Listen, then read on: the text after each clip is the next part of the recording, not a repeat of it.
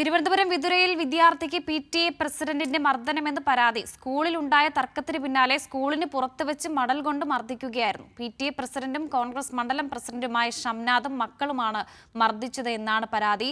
തൊളിക്കോട് പൂച്ചടിക്കാടിൽ അൻസിലിനാണ് മർദ്ദനമേറ്റത്. വിവരങ്ങളുമായി കമലേഷ് തെക്കേകാട് കൂടി ചേരുന്നുണ്ട്.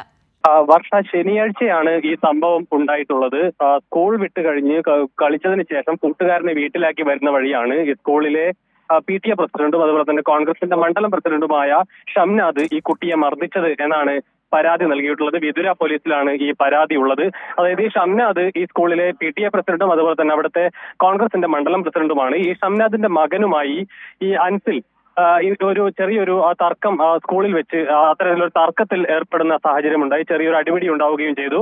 ഇതിന്റെ പ്രതികാരം എന്നോണമാണ് ഈ ഷംനാദിന്റെ മകന്റെ മറ്റൊരു അതായത് ഷംനാദിന്റെ മകൻ അതുപോലെ തന്നെ മറ്റൊരു മകൻ അവരൊക്കെ തന്നെയായിട്ടും പ്രശ്നമുണ്ടായിരുന്നു ആദ്യഘട്ടത്തിൽ. ഇതിനുശേഷം സ്കൂളിൽ നിന്ന് പുറത്തു വന്ന ഘട്ടത്തിലാണ് ഷംനാദ് മറ്റ് കോൺഗ്രസ് പ്രവർത്തകരെയും കൂട്ടി വന്ന് ഈ കുട്ടിയെ മർദ്ദിക്കുന്ന ഒരു സാഹചര്യം ഉണ്ടായത്. മടൽ എടുത്ത് അടിച്ചു എന്നതടക്കമുള്ള കാര്യങ്ങളാണ് ഇപ്പോൾ ഈ പരാതിയിൽ പറഞ്ഞിട്ടുള്ളത്. ഏതായാലും പോലീസ് ഇതുമായി ബന്ധപ്പെട്ട് കേസെടുത്തിട്ടുണ്ട്. വർഷം.